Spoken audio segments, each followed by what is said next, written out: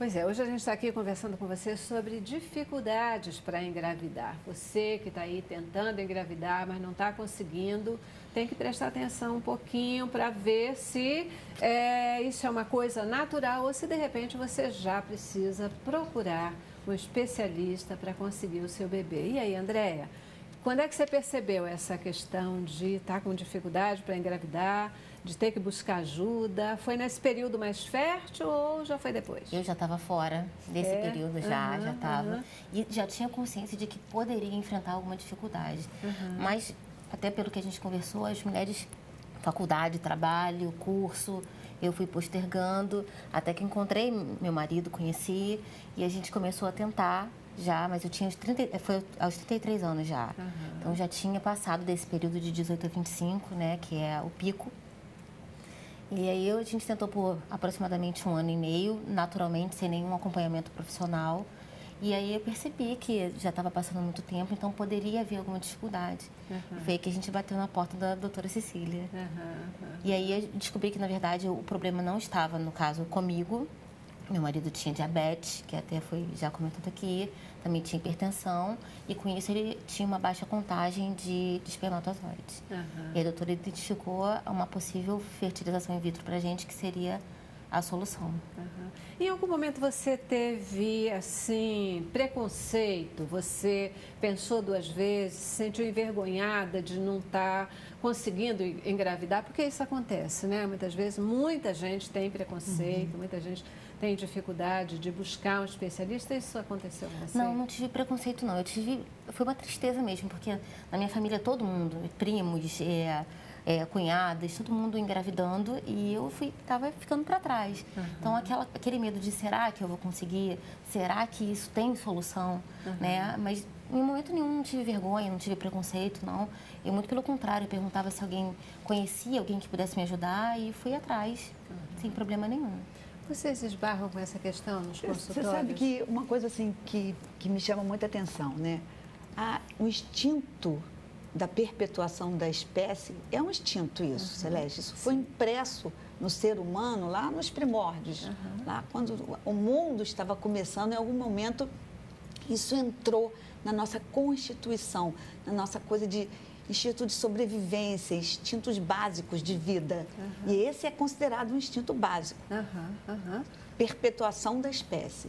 Então, as pessoas têm muita dificuldade de lidar com uma coisa que é primitiva. Né? Eu costumo chamar isso de troglodita, né? O instinto da preservação da espécie, ele é um troglodita. Ele soca o peito das mulheres. Mas, ao mesmo tempo, as mulheres têm dificuldade de lidar com isso. Por isso que envolve, às vezes, se sentir menos do que os outros, uma coisa de inferioridade, envolve uma certa vergonha, porque você sai na rua, vê um monte de gente com crianças, uma barriguda segurando uma outra criança pela mão, e você, nossa, só eu que não consigo, eu sou incapaz. Então, dá essa sensação.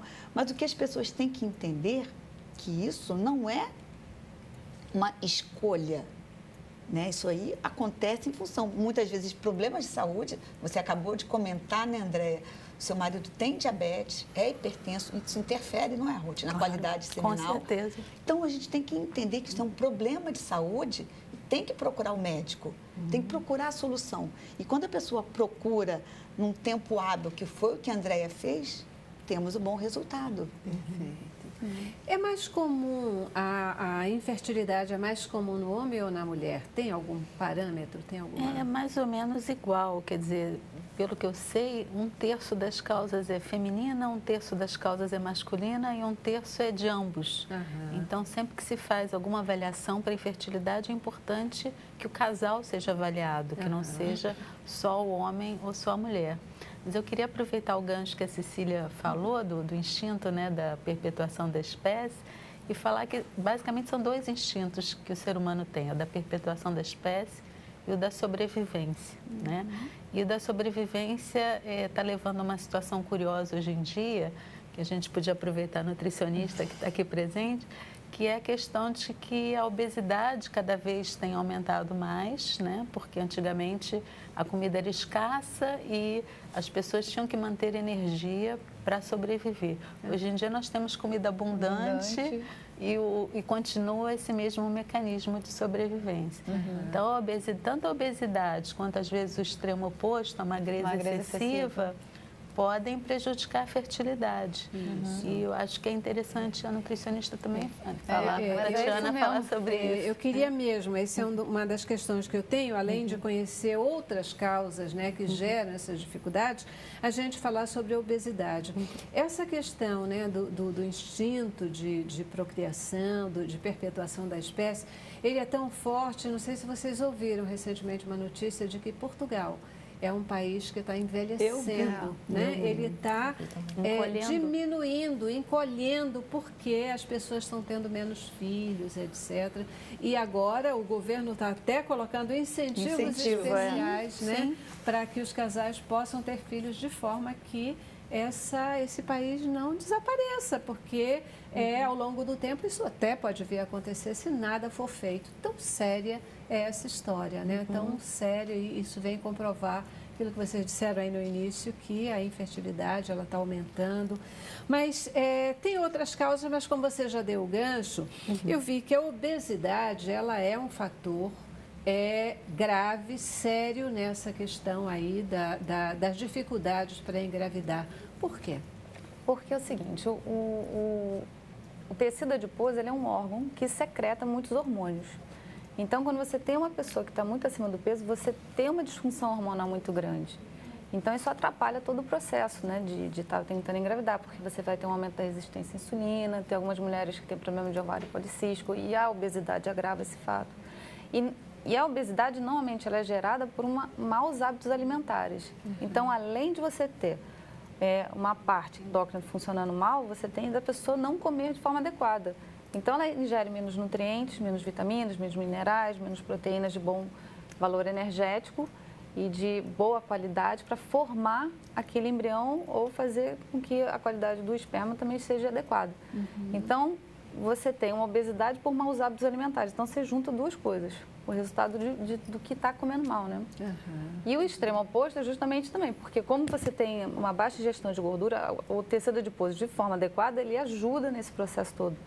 Então, as pessoas que não comem por extremos ou porque não come de jeito nenhum ou faz uma restrição calórica com dietas que não são adequadas, você tem uma menor oferta de nutrientes. E as pessoas que estão acima do peso, que comem demais, mas comem alimentos que também não dão uma boa oferta de nutrientes. Então, você fica... a gente costuma brincar que, às vezes, o obeso é um desnutrido, porque ele come mal e está acima do peso. Então, a pessoa fala, mas como assim ele está desnutrido? Olha o tamanho dele. Mas ele está desnutrido, porque ele deixa de ter suportes nutricionais. E se a gente parar para pensar que, como eu falei anteriormente, só da vitamina B9, né, da B9, que é o ácido fólico, quando a mulher pensa em engravidar, a primeira coisa que normalmente os médicos passam é tomar ácido fólico durante 3 meses para preparar, para começar a arrumar a casinha de onde vai vir esse bebê. Imagina todo um resto que vem por trás disso, né? Quantos nutrientes estão envolvidos. Esse processo, né, hormonal, da ovulação, é um processo tão delicado, como ela mostrou, que as alterações do peso podem interferir, né? O estresse pode interferir, né? Atividade física extenuante pode interferir. Alterações hormonais que a gente tem visto da tireoide, né? Que são até comuns hoje em dia, 10% das mulheres podem ter problema de tireoide, também interferem. Químicos, hoje em dia, que tem se falado, também interferem. Então, contaminantes ambientais. Então, vários processos podem estar interferindo numa ovulação. É um processo que, apesar de ser um instinto, ele é muito sujeito a diversas influências. Pois é, a gente falou da idade, né, como uma das causas, uma das principais causas, mas a gente também tem que lembrar da nossa maneira de viver, a maneira como a gente está tratando o nosso meio ambiente. Né? Esses contaminantes que a gente está falando aqui, eles estão presentes no ar poluído que a gente está respirando, na água poluída, cheia de mercúrio que a gente bebe, o próprio peixe. Sim. Todo mundo fala, comer peixe é saudável. Depende. Porque o peixe ele vem com uma carga de mercúrio absurda, que é um metal pesado. Que está presente no mar. Está presente no mar. E que atrapalha o processo da fertilidade. Né? Então, tem muita coisa em volta das chaminés, das fábricas, das indústrias, sai uma substância chamada diocina. É uma das principais substâncias ligadas ao aparecimento da endometriose, que é uma doença que compromete de uma maneira muito contundente a fertilidade da mulher. E a gente estava falando da obesidade, só lembrando aí o risco, né? Porque a gente está vendo que as crianças, por exemplo, estão cada dia mais obesas, né? Cada dia mais obesas, quer dizer, é um processo que, se a gente não cuidar, é de fato preocupante, né? De perceber que já desde a infância elas vão carregando aí um problema, não quero nem falar nas outras questões, mas que pode também prejudicar na questão da fertilidade, do processo de reprodução, né, dessas crianças também. Gente, que outras doenças, a gente falou na questão do anticoncepcional, a gente falou na questão da idade, dos poluentes ambientais, até enquanto doenças, né, para o homem, não sei se é só para o homem, mas para a mulher também a questão do diabetes, que outras doenças elas podem interferir, atrapalhar, dificultar essa questão da gravidez? A gente falou na alimentação também, né? Que pode, ela desbalanceada, ela pode causar. Eu acho que não é só a questão da obesidade, mas talvez a mais grave delas, essa questão da obesidade. Que outras doenças? Não podemos esquecer das doenças de transmissão sexual, são os vilões da obstrução nas trompas, né? Então, é uma das coisas uma das causas muito encontrada na paciente de infertilidade, principalmente paciente mais jovem, é a obstrução nas trompas. E a obstrução tubária, na maioria das vezes, está vinculada a alguma bactéria de transmissão sexual. Então, lembrar para o pessoal que começa a vida sexual, mesmo usando pílula, o método de barreira, a camisinha é sempre muito bem-vinda, porque não é um período que ela queira engravidar de qualquer forma e ela se expõe, muitas vezes, a doenças que vão, no futuro, comprometer a fertilidade dela. Sem dúvida. Lembrando da endometriose, que eu já comentei aqui, até hoje a gente não sabe exatamente a causa da endometriose, mas uma das coisas é poluentes, como a diocina, que eu falei, né? Tem que lembrar, por exemplo, o hipotiroidismo. Só falando da endometriose, talvez seja interessante falar para as pessoas, né, que um dos sinais da endometriose é assim, cólicas menstruais que vão aumentando, né, com os tempos. Então, as pessoas, né, que têm um aumento de cólicas menstruais no decorrer dos anos, isso pode ser endometriose. Então, que a pessoa fique atenta e procure o médico para fazer um diagnóstico precoce também, né?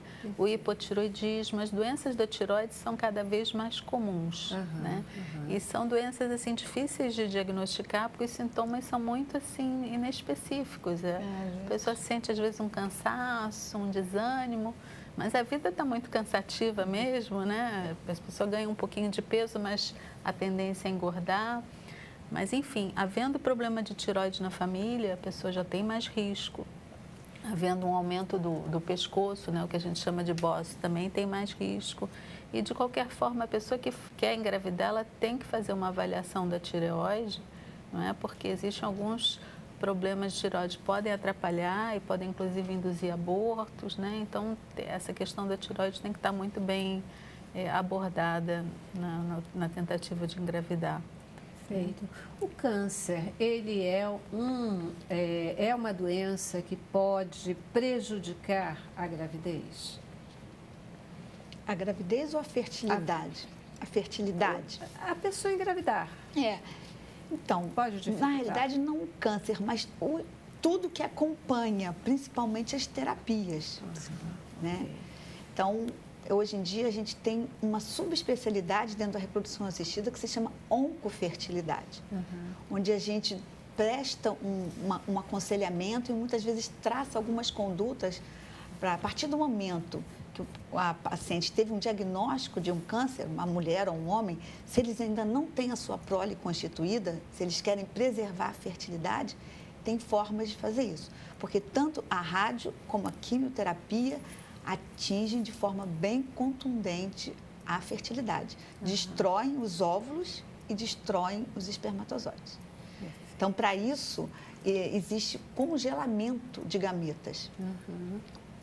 O gameta feminino é o óvulo, o gameta masculino é o espermatozoide.